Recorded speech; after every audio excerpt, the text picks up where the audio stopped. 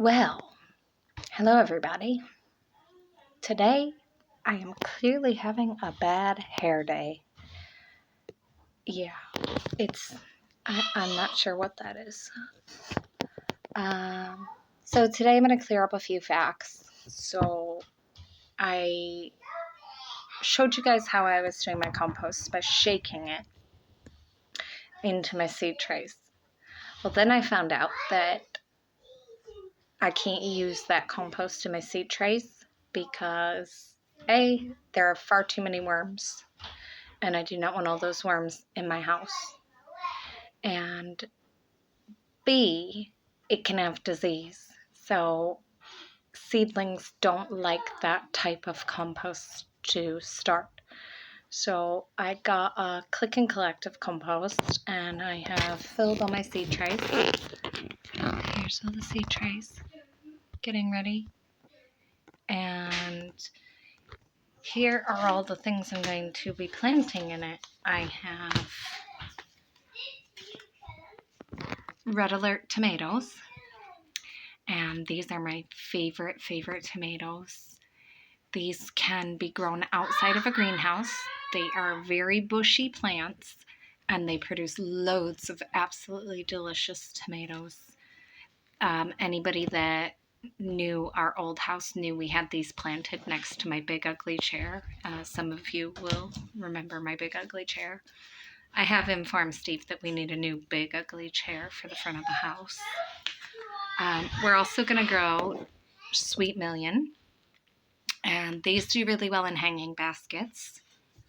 So I'm not sure where we're going to put anything yet, because where I was going to plant a lot of fruit and veg, I took the bricks out, and under the bricks were sand, and then I took the sand out, and under the sand is hardcore, and I have tried to dig out about 6 inches of hardcore today with a hammer, and I am not getting very far. So if anyone has a pickaxe they would let me borrow, that'd be great. We're going to be planting squash inside. This is Butternut Sweet Max F1. So that's getting planted. Cabbage.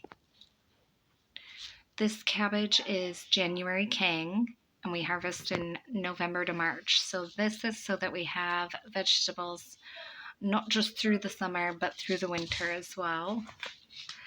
We have Nero kale. I love this kale. This is the best kale for smoothies and juicing.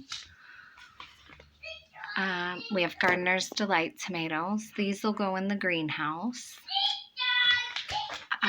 These are climbing beans, and there's 3 different colors, and they produce so well. We got such a good crop from these a few years ago. You need to plant them inside and then take them outside, and you have to have canes for them to grow up.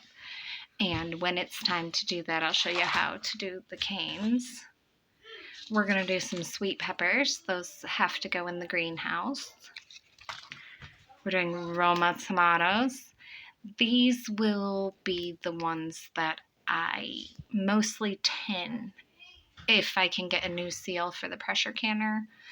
I don't know if I need one because you can actually tin tomatoes without a pressure canner, so I will be cooking these down and putting it in jars as chopped tomatoes so that we don't have to buy any from the shop.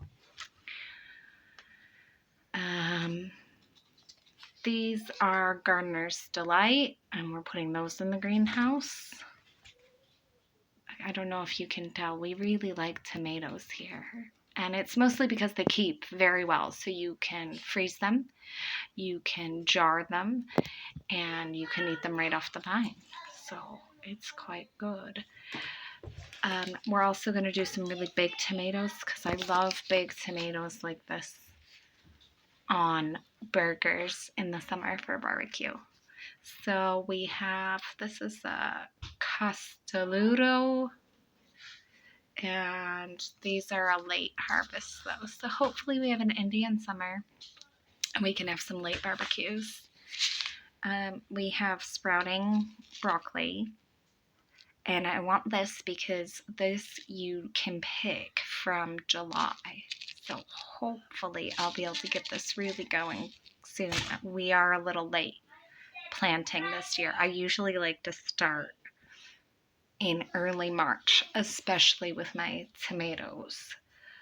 But not having Steve here and the garden needing so much renovation this year so that we could plant more things, it's just not happened. I'm working on it. These are my favorite dwarf beans. I just dropped a seed. I need to find that. These are your regular old green beans that are lovely and tender, and I like to cook them with onions and mushrooms and bacon, and I fried them because everything's better fried anyway. Oh, there's that seed. I found it. Fell in my lap. Kale, but this is a curly purple kale. It's curly scarlet. Turnip, which I had no idea what to do with a turnip or what it was going to taste like, but they're really nice. It's like a cross between a radish and a potato, and I put it in stew and soup, and it gives it that kind of horseradishy kind of heat, but like a creaminess from a potato. It's really good. And standard broccoli. And jalapenos, because I love making homemade salsa with my homegrown tomatoes, my homegrown jalapenos, and my homegrown coriander, which we call cilantro, the leaf, and chopping it all up, and my homegrown peppers. So I make the salsa in the food processor, and then I freeze it as well. And that means I can just get a bag out of the freezer, defrost it. I've got my tortilla chips. I can have a little Mexican fiesta right here in my own house. So that's fantastic. So I'm just gonna start planting seeds, and it's not hard. You just need to follow the directions on the back of the pack. So this is sow indoors, a 1/4 inch deep in a tray of compost. Good. Sow indoors, a 1/4 inch deep in the compost. It's all pretty much the same until you start planting out, and until you start getting them in the pots is easy. Once you start planting out, you got to plan where everything goes, make sure you're getting the right light, and make sure the things that need to be in a greenhouse are in a greenhouse. Make sure the things that grow outside are where they're supposed to be.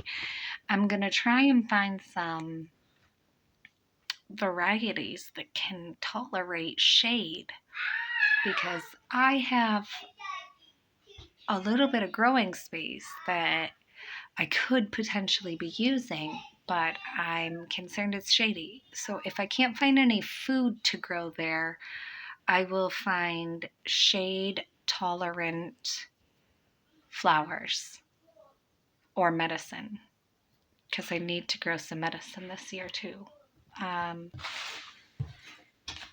That is it for today. I will try. Oh, there goes my beans. I will try to have better hair next time, because this is bad. But I've been digging all day trying to get through that driveway outside.